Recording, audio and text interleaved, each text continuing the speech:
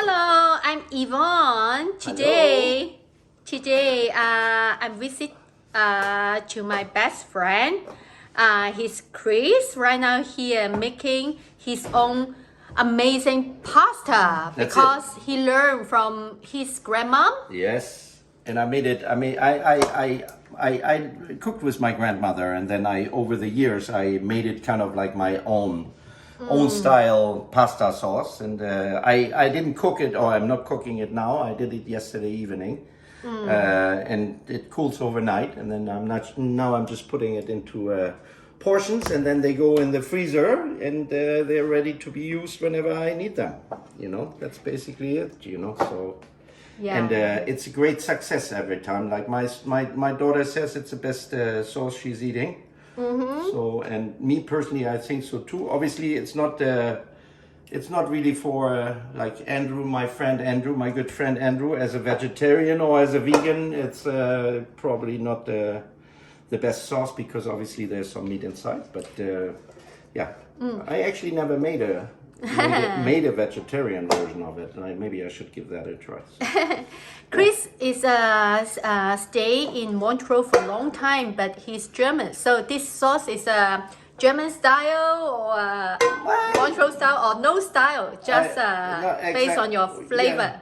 If I would say as a German that it's a German style sauce, any Italian who hears it probably would say no, there is no German style sauce. It must be Italian, because of course the Italians would say that pasta is made in Italy.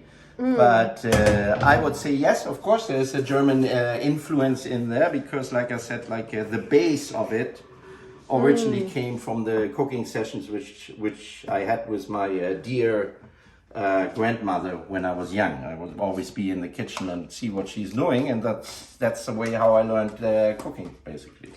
So. Yeah, Chris is a very interesting guy. Actually, he knows Hong Kong and Macau very well because he spent so many years working in Macau casino theater. He's a very, very professional production in some show or events or anything related to that.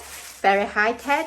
But at the same time, he's an artist. He loves music. He can play very, very good. Like a DJ, very trendy, mature DJ. Yeah. So, would you mind to share how do you feel when you stay in Macau? Yes, absolutely. Oh, it was like Macau became. How do you say that? It became a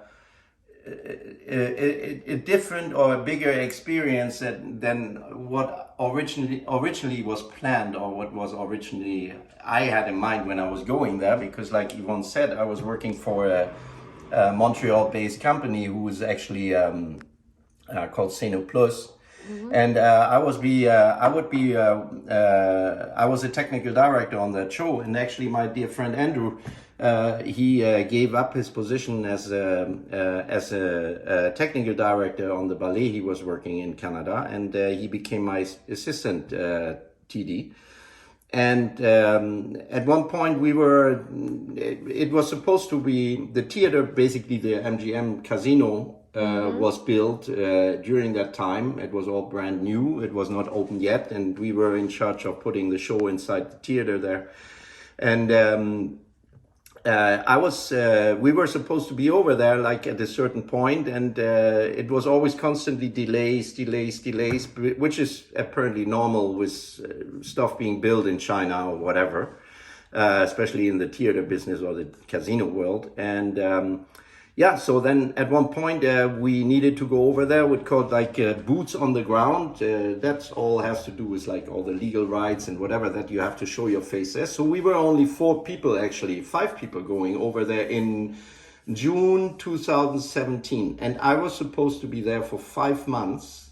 And I ended up being there until September 2018. So the 5 months basically became 15 months or something like this, so it was it was unexpected, but of course because of that I spent more time, way longer time in Macau, which then also gave me the possibility to often to go to Hong Kong. So we spent a lot of times in Hong Kong over the weekends or on when we had like 2 days off or whatever, because as you all know, Macau is easy, Hong Kong is easy to reach via those boats. And so I spent a lot of time in Hong Kong, and obviously no Macau, I would say pretty much in and out.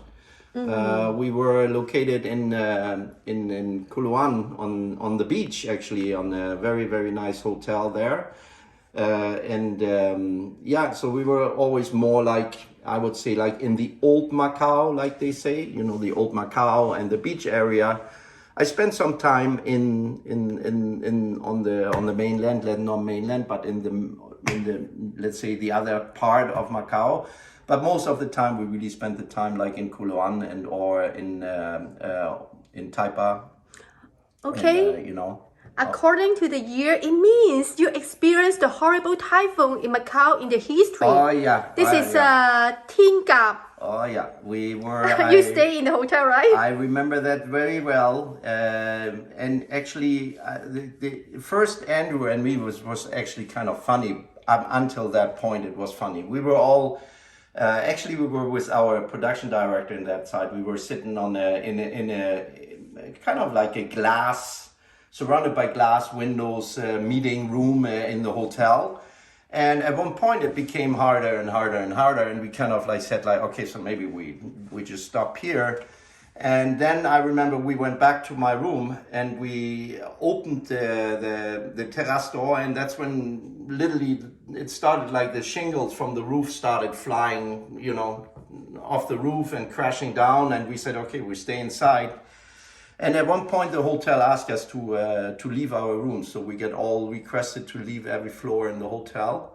I remember because my computer was standing on the close to the window, the balcony or the terrace, and I remember that I took all my electronics and belongings which were important to me. I took them and put them in the bathroom, in the bathtub, just to be sure that everything is on the safe side. And then we all met up downstairs in the bar, the restaurant area of the Grand Kuluan. And it because it got stronger and stronger and stronger, and we just saw all the craziness happening outside, and and at one point the hotel said hey, the bar is open. So we all started making the best out of it and having some drinks and more drinks and more drinks. And then, it obviously took several hours. I cannot remember, but I believe somewhere around 3 o'clock that afternoon or something like this, it kind of slowed down. And at one point, poof, it was all gone. And it was all gone. We went outside the Grand Kuluan and we saw the huge impact, or the real impact of what just happened. The tree line, I remember on the beaches, that it was all gone, and one of the most extreme things I actually saw was that the water on the beach, it was always had this brownish color. And after everything finished, it was that the ocean spit out all the dirt and all the trash, and it was literally the entire beach was covered with anything you could remember.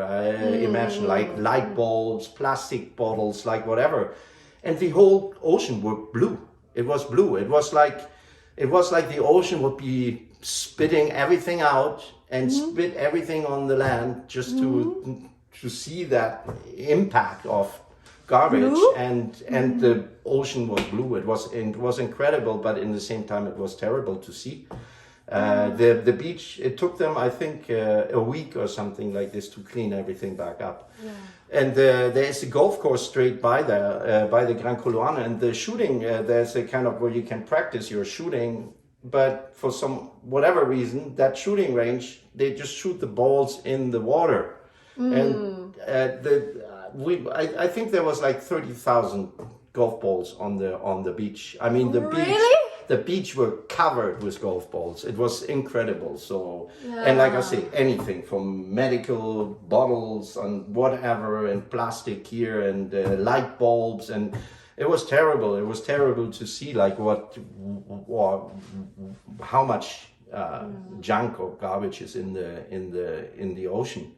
I can't imagine Haksa Beach can turn to blue color because since I born in Macau, all the water is brown. I know. And the sand is black because of the materials, but turn to blue color. It was completely blue. I was like, my God, it was like a sign for big things. Sign from Mother Earth to tell us, hey, look, this is how it could look, if people would stop dumping everything in the oceans, So, but and anyway, it took so long for cleaning, and there's this restaurant, this Portuguese restaurant, which I remember, which was when you were Falandu?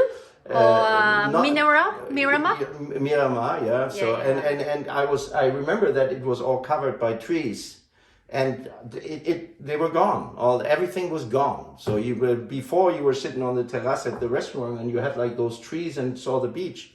It was all gone. It was gone. And I mean, I remember you all know, electrical lines came down and whatever. Then a friend arrived and he actually hit the electrical line with his scooter and he was injured, and I was standing beside him or being with him for 2 hours until the emergency, the ambulance finally came and whatever. So it was, and of course, I mean, that was just like what we saw on Haksa Beach, like, later on the impact in the city itself or whatever, this was a complete different story, So Montreal have no typhoon, right? You never experienced that? No, we don't have that. We have like there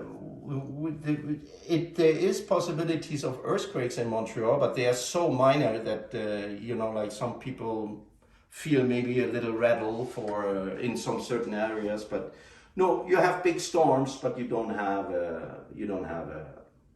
typhoons or something like this. We don't have a rain season or anything like this. So can you tell me what's your favorite food of Macau? Dim sum or Portuguese cuisine? The what? Your favorite food? Oh, Jesus. My favorite food in Macau. Yes. Well, one was this. I remember that it's close to as most of you probably know that place, whatever. But like, especially as a foreigner, and especially in the entertainment industry, one of the biggest bars to go to is the OTT, of course, in Macau. So, in the old Taipa. Yes. So next to the temple. That's it. Everybody in the theater world, and in that time the House of Dancing Water was still open, and like, because everything was obviously before the pandemic. And everybody in the theater industry or show business or being foreigner is ending up sooner or later. They end up at the OTT because that's where the people apparently go, and so it's kind of the meeting point. And there's a place close to that on the main street, and it's just like a tiny little window, and they sell those little cakes. I can't remember the name of it, but it's like a cake, which is like filled with a kind of a creamy stuff. They're making them. Is it like egg tart? Something like that? Something like this. Or cheese egg tart? Yeah, something like this. Oh, this stuff is like, this is to die for. I love that stuff. I mean, this is like absolutely heaven. In terms of, I really, which was the first time for me to try it there, which you can also obviously find anywhere, I believe in China and or Hong Kong and or whatever. It's this this chewy kind of, what do you call that? The chewy kind of meat. It's all this kind of meat, like it's a big chunk of meat, and you just cut it in little pieces, and it's like a beef jerk, you have like stores everywhere. Jerky beef? Yeah, exactly. And you have like those different flavors. My God, that stuff is like addictive. I mean, I spent so many times. Every time I had the possibility, I get like a couple of bags of different flavors and just like eat that stuff like other people would eat whatever, chocolate or stuff.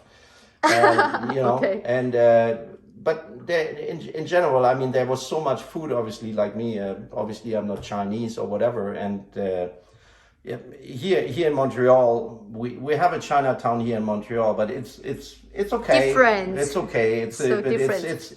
It's nothing comparable with Chinatown, let's say in New York or something like this. I mean, New York, the Chinatown, if you've ever been, it's pretty insane. I mean, it's literally like where you could say this is really like a town, like it's not just like a strip, it's like a town where it's basically Chinese. And here in Montreal, it's literally like, you have a kind of a gate, Chinese looking gate, and then you have like little stores and restaurants, but it's not that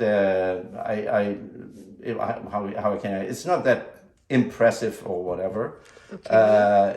And me personally, I never got really. I went obviously to Chinese restaurants before, but I never got really into Chinese food or whatever. So then, of course, in Macau or in Hong Kong or whatever, and especially like also I was together with in Macau with an Indonesian girl who lived in Hong Kong for many years.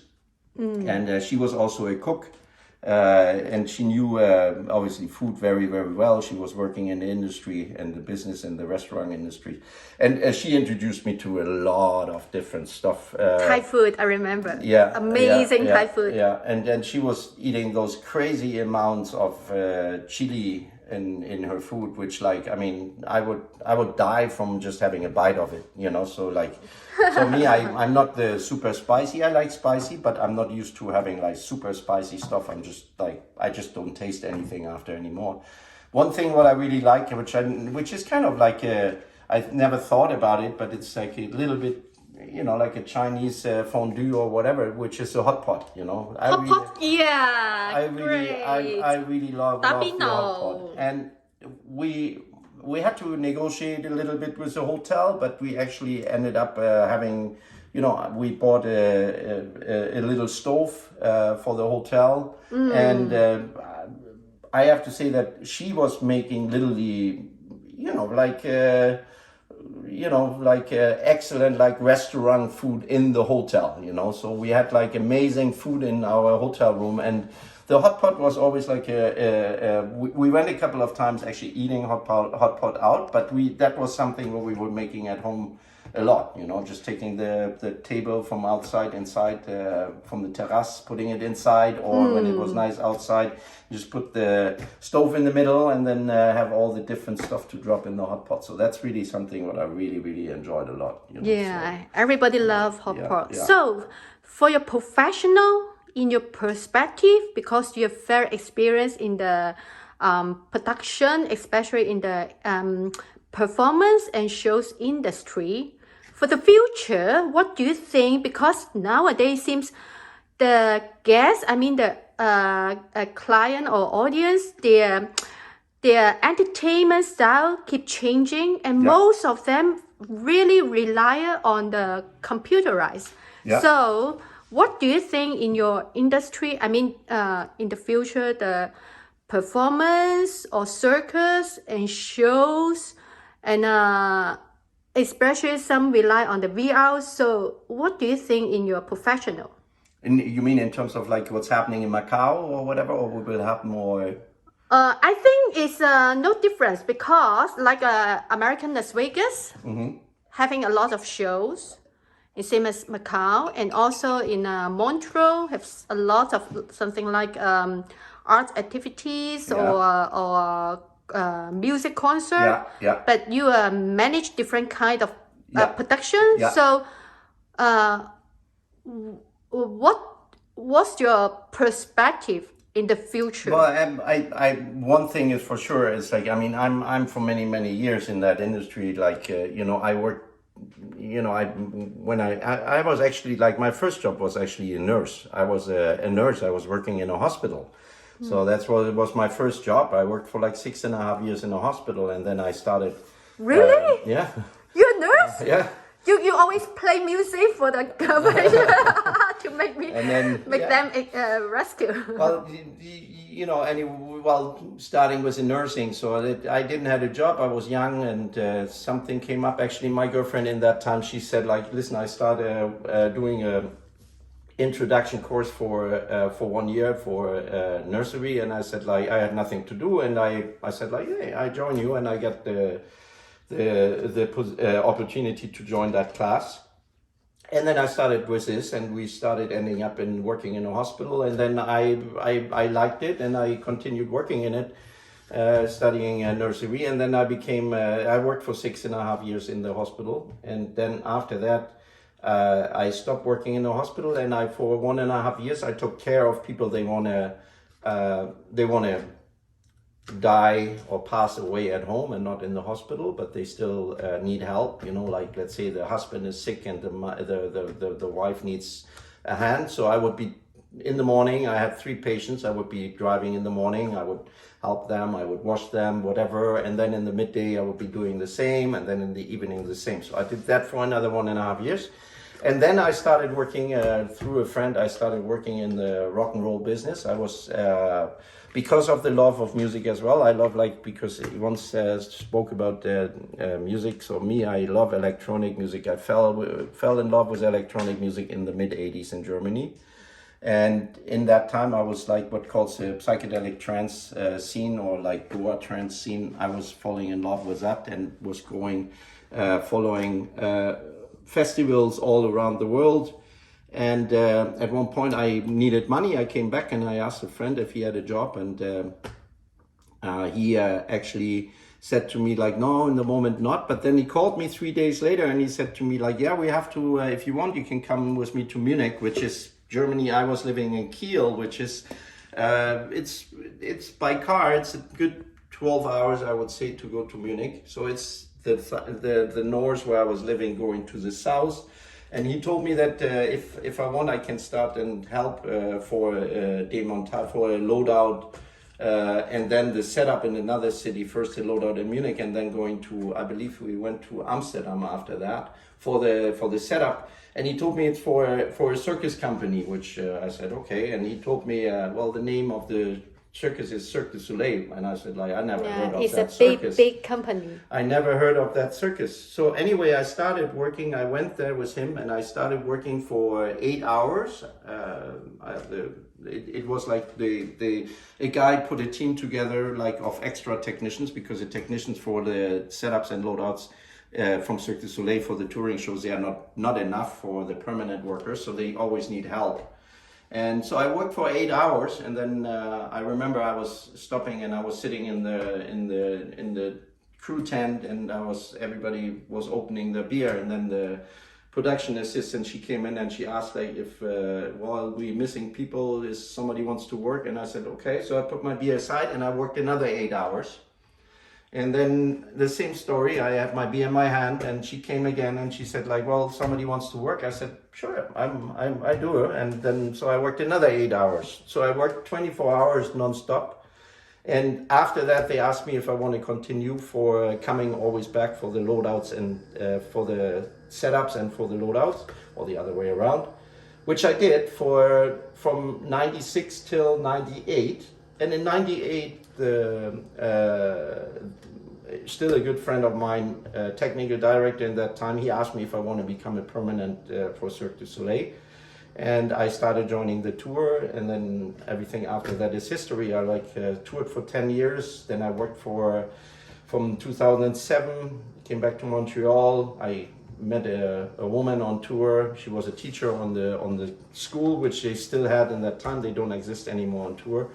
She was Quebecois, she was from Montreal, that's why we moved here. And then I became one of the first fly-ins for Cirque du Soleil in 2006. And then shortly after that, they asked me if I would like to help out on special events. And then in 2007, I basically switched from that to special events and became project manager there. And then later on, they gave us a title as technical director. And then in 2016, I left Cirque du Soleil. There was a lot of layoffs happening, whatever. So a lot of people from us get laid off because we made too much money, and it's better to hire people with less experience and getting paid less. So, and that's when I started working with Cine Plus. So basically, and that's what brought me then to Macau in the end. In terms of the shows, I think like one thing is sure. Why I was saying that is because one thing is sure. The technical, technology for sure changed over the years, like immense. You were working with whatever regular, simple lighting, and now it's all moving lights and intelligent lighting in general, or whatever. Like all the technology in terms of video, whatever example or whatever, that changed all. It's all crazy. When we did work or whatever, we were flying artists. I remember still pulling artists by hand, like on a rope system or whatever. And now it's all what they call automation, so it's all high-speed motors, and it's all being controlled via, I don't know what, like big control boards and programmed and here and no. So that said, it's like, if you compare, like for any person, if you compare a concert, what you've seen 20 years ago compared to what you see today on stage, it's obvious that the technology changed, and therefore also, of course, the entertainment or theater world. The possibilities today or nowadays are just like endless, and it's crazy, and it requires a complete different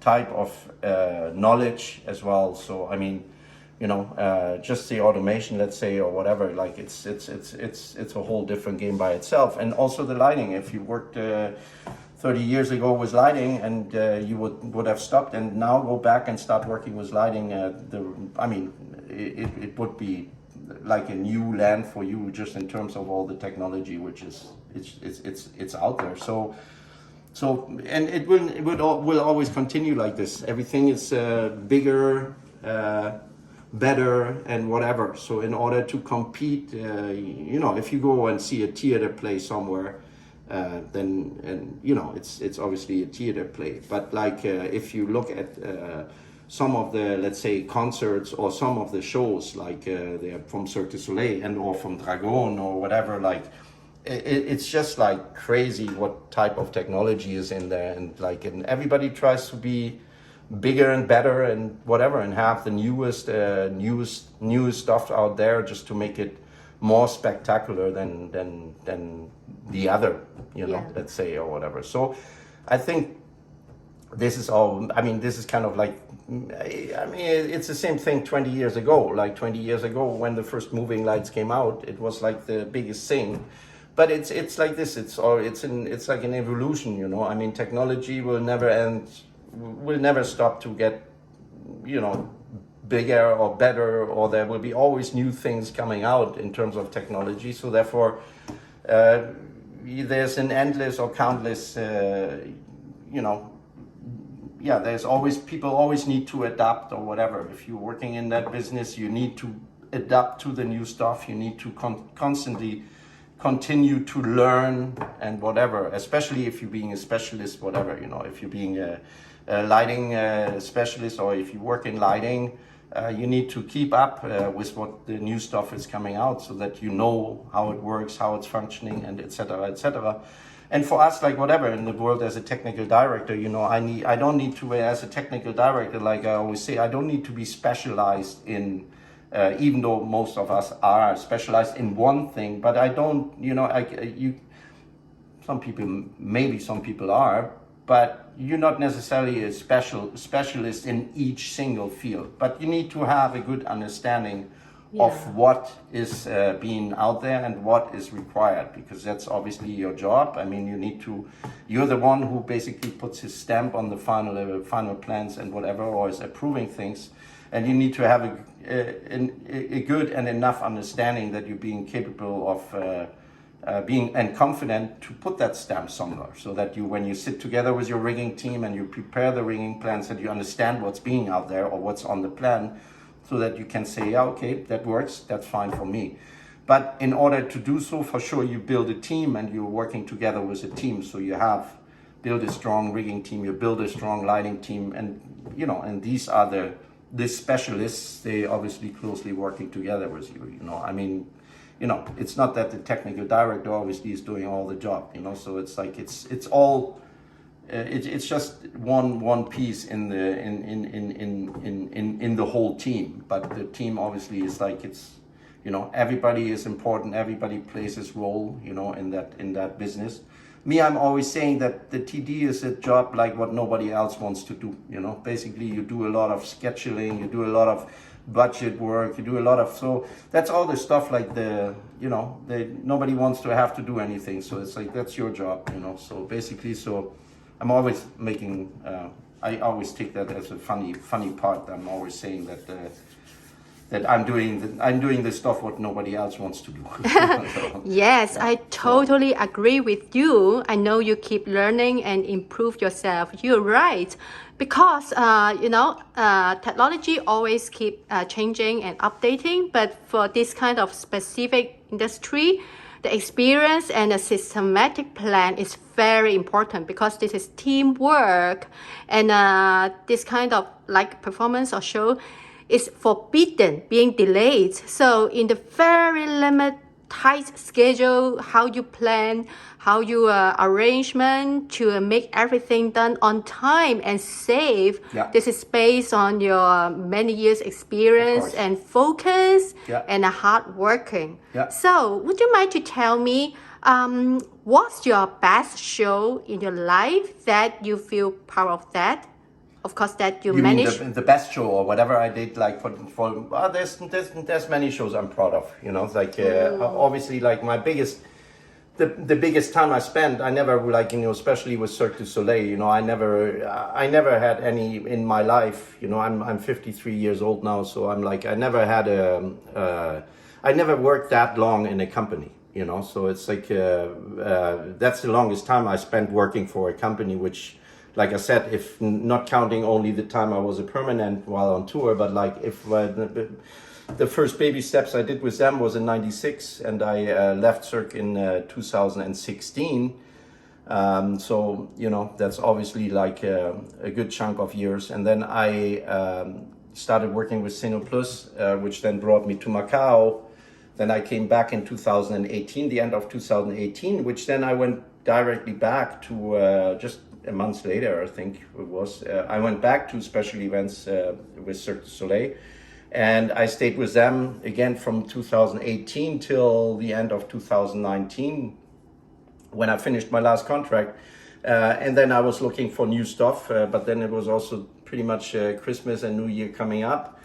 And in that time, normally to find something new, it's not always the best time to do so, but during Christmas and New Year, if you can afford it, then you don't necessarily want to do something anyway. Since if you have family or whatever, I have a daughter of 13 years old, or she will be 14, and then the pandemic came, and obviously this changed a lot. But like in terms of the shows, I mean.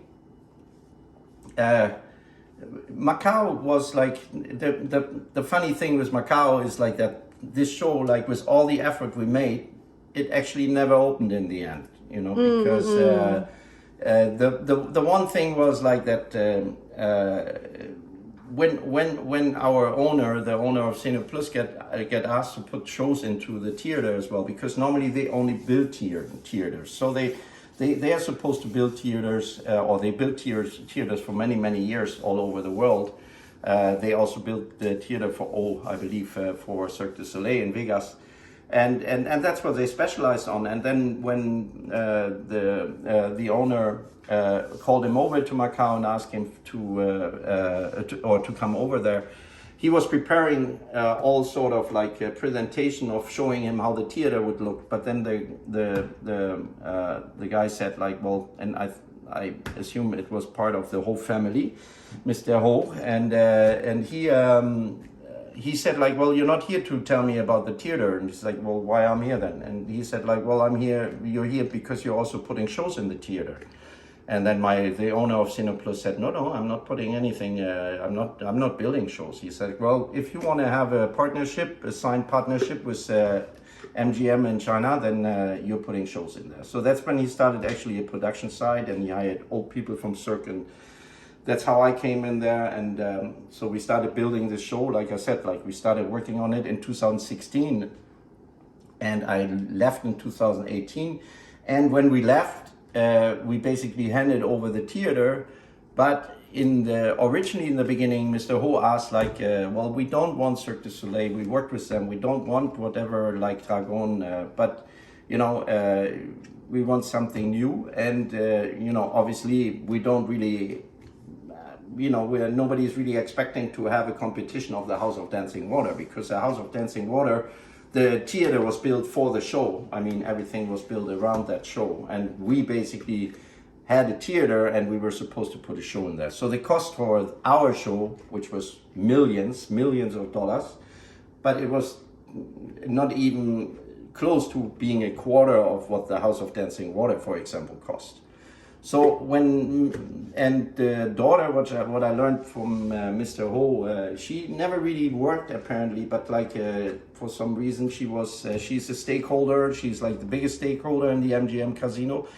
I think she owns 28% or whatever, it doesn't matter. And she came and watched the show when it was presentation time, and she asked like, are you sure that we can compete with the other side of the street, which is the House of Dancing Water, was just on the, and everybody was just like, what is this question? We never would, it's impossible to compete with this. Anyway, she watched the show. She said she wasn't happy. She gave another 2 weeks or 3 weeks to rework the show. Then she watched it again. Then there was a big meeting with all the stakeholders, and it got decided that the show would be never happening. So we did all that for nothing. But beside that, I mean, it was a great working curve and experience for me. And in a way, I'm proud of what we achieved or what we did. Like, but beside that, there's several shows. I did Andorra for Cirque du Soleil. It's a show in Andorra, which is a small. It's actually a kingdom in Europe, but it's not part of Europe. It's 3 hours away from Barcelona, and it's a very beautiful. It's like beautiful nature-wise and beautiful city. It's a tax-free city where you can go. A lot of Europeans go there because you can buy tax-free stuff there, and it's great for like skiing in the winter, and if you like climbing and stuff or biking, it's just heaven. And they do a free show from Cirque du Soleil since many years in the summertime to have to it's like for tourism, to have tourists come there, stay there, and then they get in the hotel, they get the free ticket for the show and stuff like this. So the show is free, first come first serve, and it's running for many years. And I did it in 2014. And then I did it in 2019, I did it again. And that's something I'm very proud of. It's beautiful shows, both shows that really went well, and it's a great time. And then I remember I did a show for one of the big, the owner of one of the big watch companies called IWC, which was a crazy show. With that show also was Roger Hodgson was invited. He's an original singer from Supertramp. Mm-hmm. So there was some of the very famous sport guys, and the set from Roger Hodgson was basically in the back of our show. So like it was our show, and then in the end it was him playing some of the big hits from Supertramp. But the most exciting part actually was that we had a guy, a storyteller in that show, and it was a book. He was telling the story that was part of the show, and it was Ewan McGregor, who everybody knows probably from Trainspotting and from other exciting films, movies, whatever. An excellent, amazing actor. I love him. And he was supposed to be the storyteller. So now, but the manager said, well, he's not coming for the rehearsals. And we're like, what do you mean he's not coming for the rehearsals? So he never showed up. So we used an old character this is the big problem. Yeah, Sometimes nowadays the big superstar always don't want to come to do the rehearsal. And we used an old character many years working for Cirque du Soleil, clown, character, personality, René Bazinet, who's very known in the theater field or business entertainment world. And he actually, for the rehearsal, we used him to be the storyteller because, of course, when you do a rehearsal, especially in special events, the show is being built as we speak. It's not like a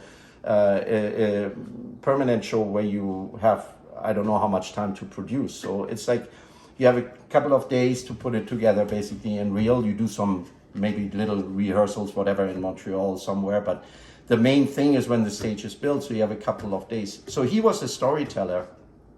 And the day of the event, basically, the night of the event before, the night before, Ewan McGregor came and we filmed everything with René being on stage. And René sat down with Ewan McGregor for 2 hours and watched the video of the rehearsal. And believe it or not, but the next day, Ewan McGregor went on stage and did it like he was training or rehearsing for it for many days. It was incredible. I mean, just to see the professionalism from an actor like this.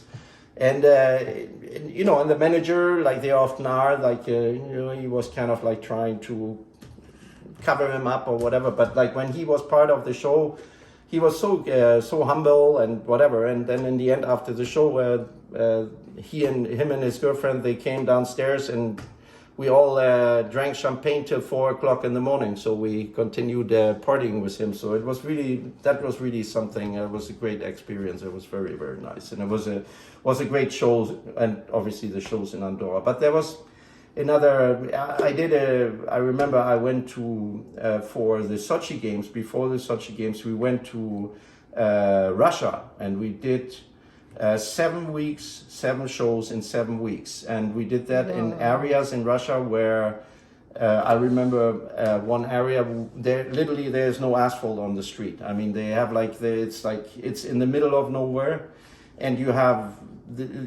basically the people never ever maybe heard about Cirque, maybe not, but for sure never have seen a show. And we would be presenting those shows, and we would do our rehearsal the day before. And we had on certain rehearsals, we had like already 6,000 people standing and watching the show, which was not even the show. It was just to come and see the rehearsal. And in one city, I remember, was it Krasnoyarsk or something like this, I believe.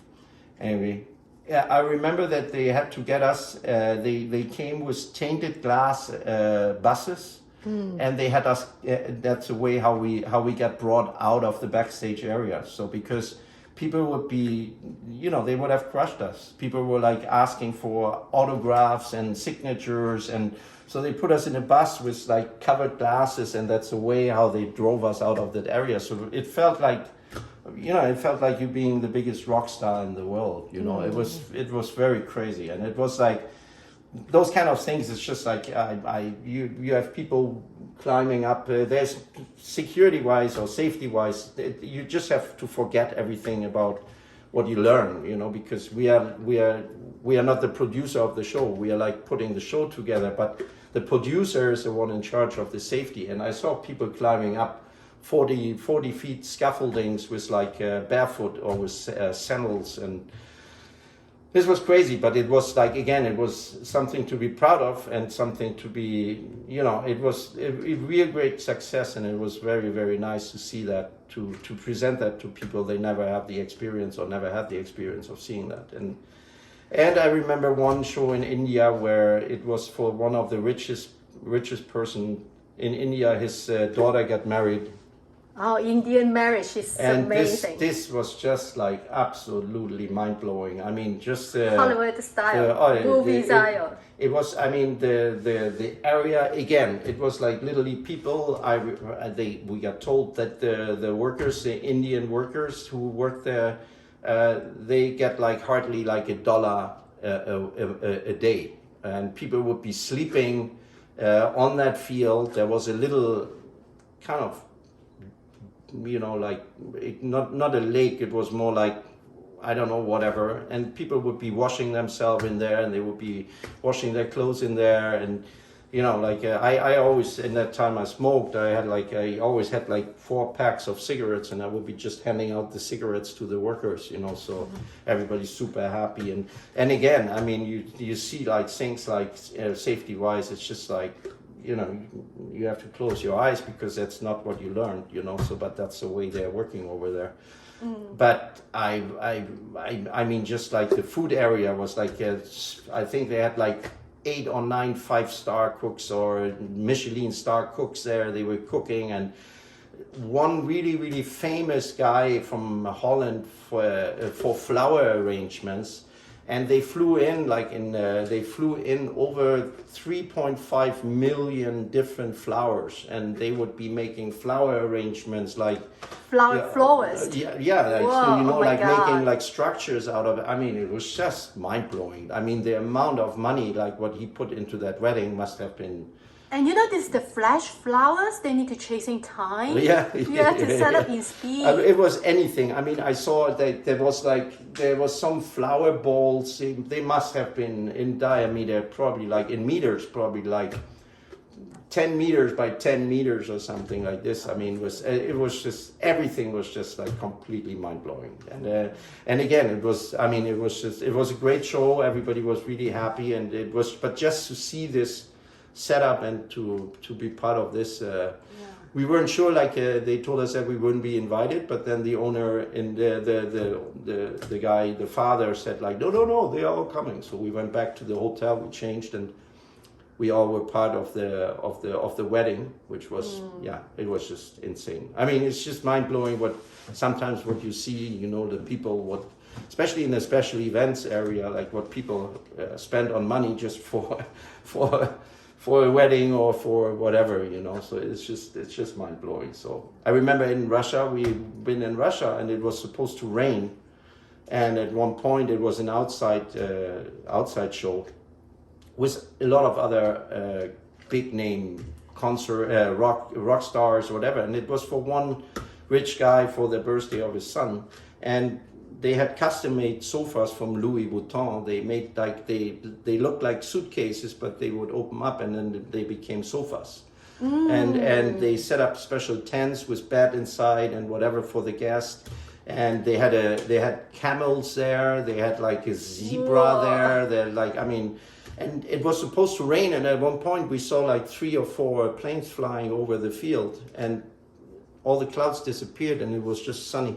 So they sprayed some sort of chemicals in the sky to make the clouds disappear. It's just, I mean, it's just mind blowing what you see and what happens, you know, in that. It's always happened in mainland, especially for the government events. So I mean, like I said, there was many shows and many great experience, and all of this again. It's like all of it is part of the learning curve, you know. So I always say that, you know, you never stop learning, you know. I mean, especially not in that area or in that field, because like we said before, technology is evolving. There's always something new, so it never stops. So that's why you always need to, you always keep on learning. That's what it is, you know. Within this couple of years in Asia, a lot of big and horrible accident during the show and performance. One of the latest is, you know, in Hong Kong, the Mirror, the young guy, especially the dancer. I noticed that, now I understand why, because you need to set up in a very short time, and maybe they don't have enough experience to convince or arrange the rehearsal. And then they are not the solid teamwork. They just hire the part-time, and even some is just the residential decorator. They are the outsider. They are not the professional exhibition planning. So they don't know how to work as a professional teamwork in the short period, and how to guide the superstar to match their schedule. And also because they are not professional, they don't know the law and legislation and how to arrange the stuff. So I noticed most of the big events keep having the accident. So, for example, they missing the person like you. Yeah. So the great arrangement Yeah. in the short time, Yeah. how to focus for the safety at the same time is the great impact for the Yeah. result. Yeah. Well, Yeah. you always. I mean, it's a good point what you're saying there, and it's true. Like it's often like the problem is often that like like there's always expectations.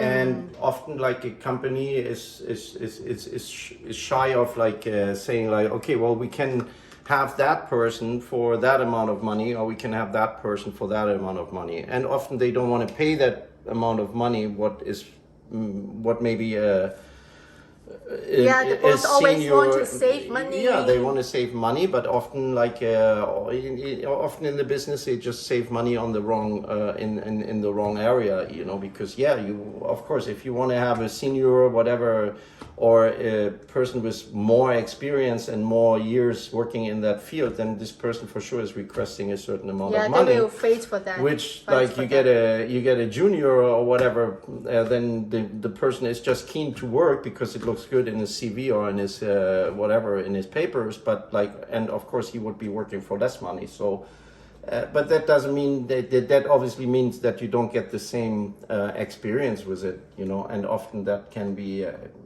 It can be dangerous in certain ways or something.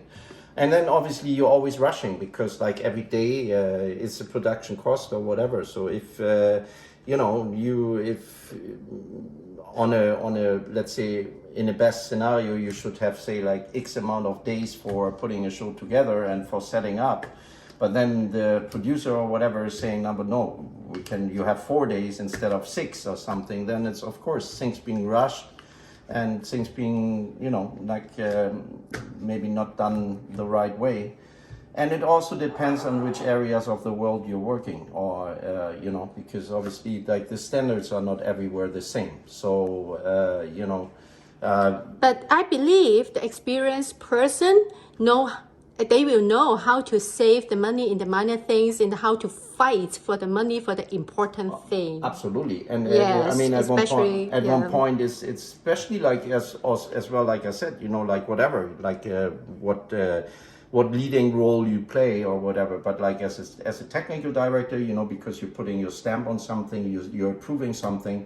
So you want to be sure that this is safe, whatever you're doing. So especially they are the superstar, and their fans will kill you if having the accident. That's it. Or if, like, let's say I go I mean, I just give an example, whatever. Like, if you want to fly a person, and somebody tells you, well, you have that anchor point in the roof, you can do that there.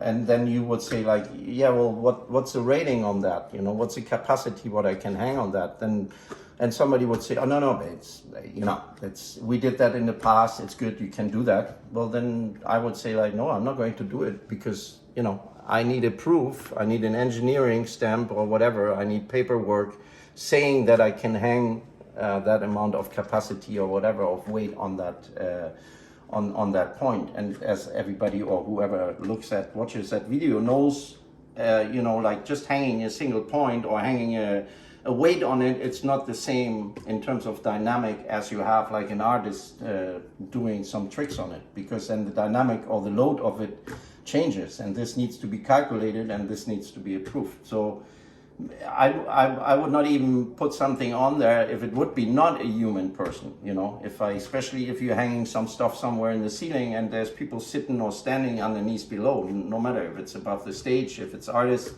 if it's above the audience, and like it's all, for me, this is the thing where I would be saying like, if I don't have the proof or anything written in hand, I would be not doing it, so there's also, let's say, you have certain companies, example, like they're building trussing. There's very, very known and companies out there, they build trussing, but we also know that in China you can buy everything what we're doing, most of parts in the world coming from China anyway. Mm-hmm. So and they obviously also build their trussing, and they have carabiners and stuff like this, and it's a copycat of like what is made by the big companies. But it just doesn't have the same, and it's nothing against China, it just doesn't have the same certification, and it just doesn't have the same standards. So if somebody says, well, yeah, but it's the same thing, then I would be saying, well, no, it's not the same thing, you know. Yeah, because it's like, I don't know where these beaners have been made, you know, in which shady background house or whatever, you know, we don't know. There's nothing. It just like says something on it, but there's no official paperwork, there's no official stamp, there's no engineering.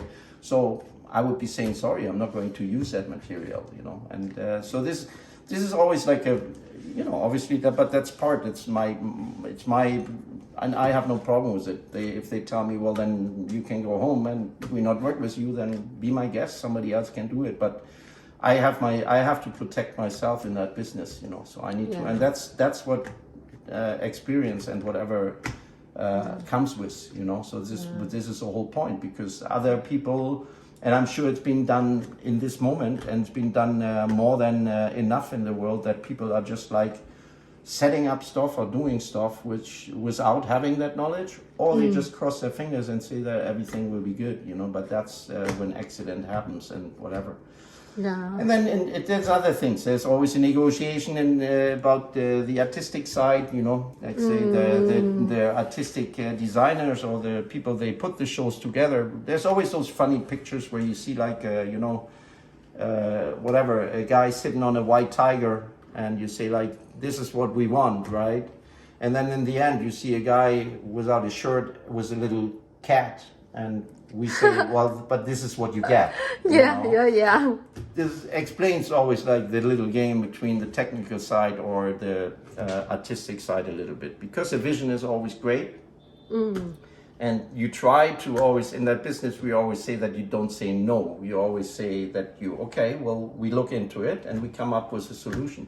But if there's absolutely no way to do that in terms of either money or in terms of the technical aspect, well, then you have to say like, well, I'm sorry, I can give you this, but you cannot have that. So, and that, you know, I just recently, I worked here in Montreal, I worked on a show, and I was actually the technical director, disappeared 2 days before the load-in. He wasn't ready or whatever, so they came to me and asked me if I could take over. So I literally took over, and I sat with the technical team, and I received a plan with the complete layout of trussing, everything, and I said, okay, so you guys went in the room and you checked, and they said, no, they got told that everything is okay. So I said, okay, so I have a complete plan, which nobody checked if it's, and I mean the room, we are not talking about overseas, we're talking Montreal. So it takes them one little drive into the hotel and check and see that the points are really there. But beside that, the engineering was not done, and we were supposed to do a setup and nothing. So I said, like, how come that I have a plan in my hand if nothing is really confirmed or approved? So we went in that room the morning of the setup, and it didn't work. Just by walking in, I could already tell that it doesn't work. So I said, okay, everybody goes home, and we came back the next day, and I put 2 round tables, and everybody, all the head of departments were there, and we changed the entire show in 1 day. So we changed the entire lighting setup. We changed everything, the rigging, and originally there was supposed to be something in the ceiling. And I went back to the artistic team and I said, like, I'm sorry, you know, to burst the bubble, but this is not, there's no way that anybody is hanging from that ceiling. First of all, the engineering is not there. Second of all, it would not have the capacity you need. And on other technical aspects, because of other technical aspects, it's just not happening. And of course they were mad and disappointed or whatever, but I said, like, listen, you know, I'm the one who took over 2 days. I'm sorry, but I don't know why you guys got told that you can do that in the first place. So this you have to discuss with the previous technical director who ran away. I make it happen that you will have a show, but it's not going to happen that there will be people flying in the ceiling. That's for sure. So that's just an example where, you know, where you have to say, I'm sorry, but that's not going to happen, you know. So yeah, for sure, experienced leader can make the show done in a harmony way, because if less experienced really don't know how to solve the problem in a very short or difficult situation. Okay, would you mind to show me your lovely place? Because in Montreal, it seems having the bike, is it now you start to do the exercise? Well, like me, as you can see, like I was supposed to go to Turkey for a couple of months, but this fell through because of unforeseen... The earthquake. Well, the earthquake didn't really have anything to do with it. It had to do with like that I signed my contract a couple of months ago, but like 2 days before I originally was flying, it kind of like they dropped a bomb on me, which was asked prior to the signature of the contract. And it never, and I asked a question, but it was never being answered in that way. And then it was 2 days before I was flying, they told me about stuff, and I said, like, listen, I cannot fly. And it was supposed to be clarified, but it fell through, and I don't need that in my life. So I moved on, and I decided that I'm not going. So that's why you see like a lot of my, the suitcase and. Like I said, I make music. So this was one suitcase just for my travel kit of music, because I'm also trying to produce my own music. You see like my microphone, like little speakers. Obviously, that's not because my kit, what I have here in Montreal, as you can see here, like this is not what this is normally where I make my music. And normally I have But this is a lovely place, very close to the downtown. Yeah. I have my DJ controller here. I have a computer set up here, Yeah. Let me have a look. So, this is what I'm using. I'm using a software which calls Traktor, and this is a Traktor controller, so which allows me to control 4 different tracks, a lot of effects and loops and or whatever. And obviously, because you're standing, so I have my beautiful monitor speakers up here where I'm just standing in between and make my mixes. And if I'm having a little foldable table, which I set up when I want to produce my own music, where I set where I have my production kit. But this is all too big to bring with me, so I always have a little travel kit, which I always bring with me, because I would feel alone without my music at all. Because you never know. Maybe you go over there and somebody asks you to make music somewhere in a club or in a bar or whatever. But I also want to have it at home. So especially if I would have gone there for nearly 9 months. So that's why I'm having those little travel kits. But because just a couple of days ago, I decided to not go. So that's why I left everything there in the moment, just to be sure that I'm not putting everything away and then it changes and I'm going. So that's why I left everything. You see my beautiful terrace outside, which I'm very, very happy.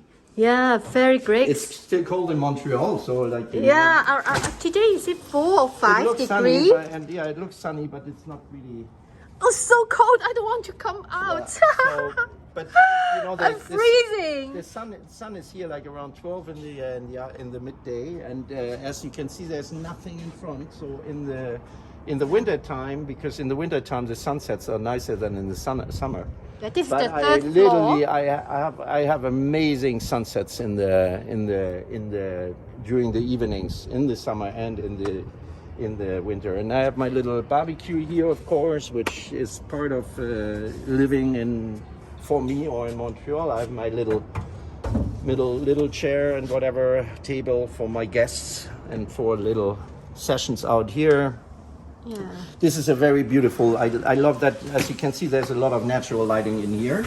I'm not the person to put, especially there's nobody in front of me, so I'm not putting any curtains, but here you can see I have myself installed like a bed sheet, because sometimes in the summer... Recycle! Yeah, sometimes in the summer the sun, especially in the winter, not in the summer, in the winter, the sun is always hitting on the sofa, so when you're sitting in the late afternoon here, it's really, really hot on the sofa, so I kind of just had instead of whatever.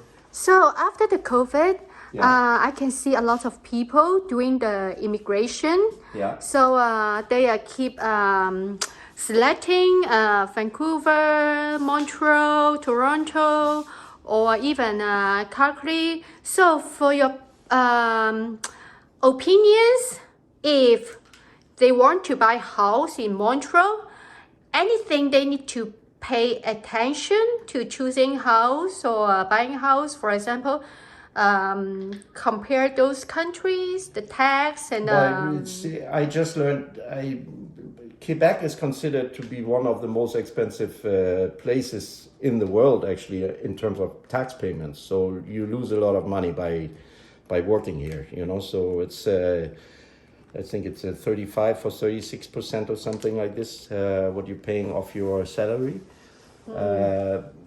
But in terms of cost of living, it's everything after the pandemic as well. You all know it get more expensive. But to compare Quebec, let's say, or Montreal, to compare it with Vancouver or to Toronto, it's still cheap.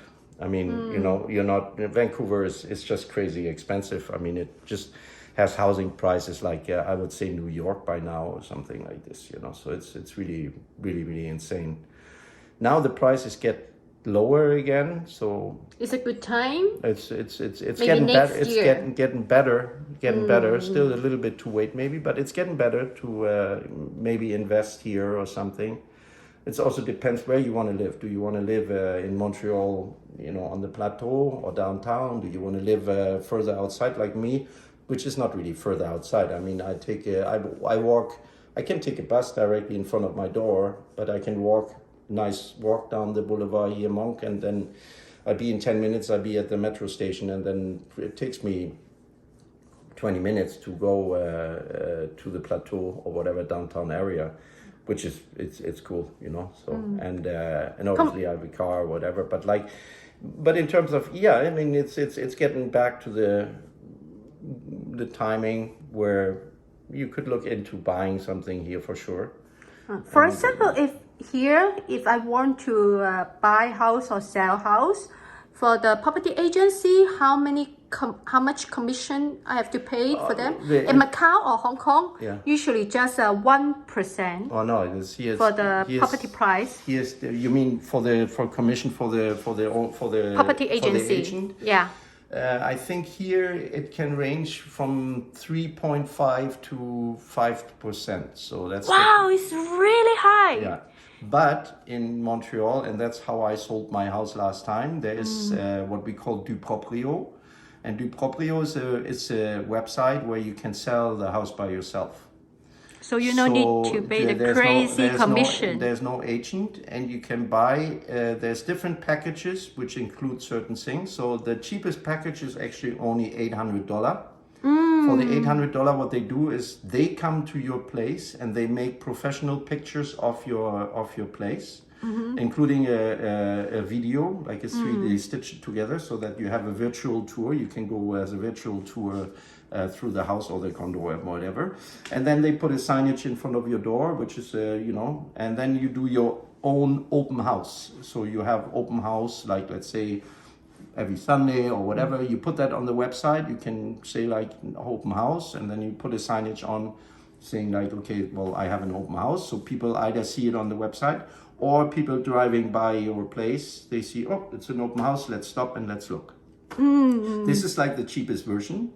But then it can go up to, I think there was one $1,200 and another one $1,700, which then basically gives you all the legal help as well. So you can talk to lawyers and notaries. So everything is included basically in the package. And this is a package what I took. So it took me, I think I did like 6 open houses, and it took me close to 3 months. And then my place was sold. So in the end, I didn't have to pay any agent, and I had to pay this company $1,700, so $1,700, and that was it. Wow, you're smart. Which is a very, very. A lot of people don't want to do it because you think it's too much work, because you don't have the. And it's in terms of too much work. You have to put your own, timing whenever you want to have the open house, and you have to be available. And of course, the agents have way more access to potential buyers. So there's more people coming to see your house, while otherwise people just looking at the signage and or on the website to find your place. So it might take more time, but for me, like I said, it took it took less than 3 months, and instead of paying $20,000 or whatever to an agent, I paid $1,700 and everything was done, you know. So and now this becomes more and more common in Montreal, or actually I believe they are Canada-wide. And so now more and more people do it themselves, and more people also looking when they want to buy a house, they look at that website. So that's why it becomes more known. And me, I would, without a heartbeat, I would be always doing that again. I would never ever go to an agent, you know. So compared to those countries, I do love Montreal because a lot of beautiful heritage. It's like Europe, like old France. It's a very beautiful building around here. But for Chinese, they are worried about because they don't know French. Many years ago, we have the typical thinking is the local people not welcome to the outside guy who don't know French, not friendly to them. How about nowadays? Is it changed? It's still an issue, I would say. I have to. But I don't have this feeling. Seems they open mind, especially go through the COVID. Well, I have to admit that I shouldn't be the one complaining, but I'm the one who actually should have learned French directly when I'm coming here. But you know French? I'm terrible in French, but I actually started now. It's you just can say bad words. Well, that's the first words you're learning anyway. Like, especially because I was for 10 years on tour with Cirque du Soleil. I was like, and it's a Québécois. We are in Quebec. Montreal is part of Quebec, so you call them Québécois, and it's a Québécois company, and so we were obviously working on tour together with a lot of Québécois. So the French swear words, that's the first words you're learning anyway. But me now, I should have just, and I did actually in the beginning, I started learning French and then I stopped it because my ex-wife, who's a Québécois, her friends, and here because of Cirque du Soleil and whatever, there's a lot of artist friends and whatever here, and they're all from all over the world, so English is kind of like you speak it anywhere, and me anyway. So now I started learning on Duolingo. It's a software for learning languages, which you can pay and have the app or on the computer. And I'm doing it now for like 127 days already. So I'm doing it for 127 days. I learned French with Duolingo, which it's improving a lot. But I was saying now, since I decided to not go to Turkey, I will be actually, until I find my new job, I will be looking if I find a French course which I can join. Because it would be nicer to be like with some students in a class and, and have really conversations, instead of just talking to an app, So because it really, it's true like what you say, like when you came here 20 years ago or something like this, it was really way more intense with the fact of like, oh, you don't speak French or whatever. So people would be, you had a lot of bad feedback, let's say. But nowadays it changed a lot. It changed because the generation changed as well. And, the younger people in Quebec, because you have to understand, in Ottawa, which is just 2 hours away, people speak French, but you don't need it. You don't, because it's English. And in Toronto and Vancouver, nobody cares about like English or not, right? So about French. So here it's really like that. Yeah, people expect for you to speak French. But the younger generation is more like, they know as well that if you want to travel in the world, then the main language anywhere you go is English, I mean, if you speak Spanish, it's great, you get along in certain countries. If you speak French, it's great, you can go in French speaking countries. If you speak Chinese or Mandarin or whatever, you like, if you would speak all those 3 languages, like, or 4 languages, if you would speak Chinese, French, English and Spanish, then you would be made in the world. You know, you could be, but most of the people don't. And here the problem now becomes that you basically, it's the party, the political party, which is now in power here since a couple of years.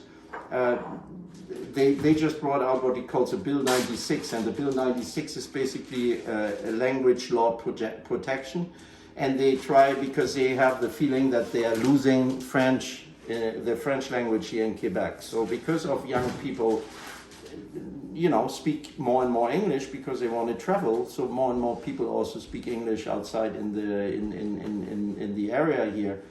And they really have the feeling that it disappears. So now they're putting out this law, which basically, for an example, you were before going in a store and you were saying bonjour, hi, or you were greeted with like saying bonjour, hi when you came in, and the workers would say bonjour, hi. Now this is illegal. You're not allowed to do that anymore. So you literally get a fine for it. I think it's $4,000 or $6,000 if they find out that you say bonjour, hi. So you cannot say that anymore. You only have to say bonjour. You cannot say hi anymore. Like if you go in a governmental place where you hear music in the background, well, now it can be only 10% of that music being played can be English. All the rest needs to be Quebecois music or French music. So it becomes harder and harder and harder for you to find actually a job here because of these requirements. Montreal is one of the places for the biggest, they have the biggest gaming industry, like some of the biggest gaming companies to build games, computer games. They are actually from Montreal. And they say this law is destroying them because like a lot of software designers or game designers, they come from other parts of the world and they say, I'm not going to Quebec if I need to learn French. You know, why? You know, like, no point. So they have, it creates huge problems. But for sure. And I can feel that as well. So that's why I decided now to have, in order to have a better option here and better possibilities, I said like, okay, I have to improve my French, obviously, because before I had the option for going to Turkey, I actually got contacted by 4 companies. They all said, oh, your CV is exactly what we are looking for and blah. And then I said straightforward, I said to them, listen, I'm not fluent in French, but it was never a problem working with like Cirque d'Oise or Cirque du Soleil or whatever. And they said, no, if you're not fluent in French, sorry. So they even tell you that even with your knowledge, it's not, they cannot take you or they don't want to take you because you're not fluent in French, you know. So it becomes a bigger problem, even though like it changes and a lot of younger people understand that English is important for you to travel, you know. So. But for sure, if you keep learning the French, you can enjoy the 2024 for the France Olympic Games fruitfully. Yeah. So right now, your daughter already grow up, you're more free time, and also the Turkey earthquake. So it means you're available right now. If Asian having opportunities, you're willing to go. Of course, I'm open for anywhere in the world. Like you love Macau. Macau, or you want to back to Macau? I wouldn't mind to go back to Macau. I wouldn't mind to go back to China, anywhere. You know, I wouldn't mind to go back anywhere in the world, really. Like if the opportunity is good, if the money is good, if the project looks appealing, you know, if everything seems to be interesting, I have no problem to go anywhere in the world. That's for sure. You know, so like. Yeah, friends, so for mine, if you have this opportunity, try to contact Chris. I know this guy, he's a hard-working, experienced person. You can put my email address underneath the video. Sure. If they want to contact me, I'm happy to listen to anybody who has to say something.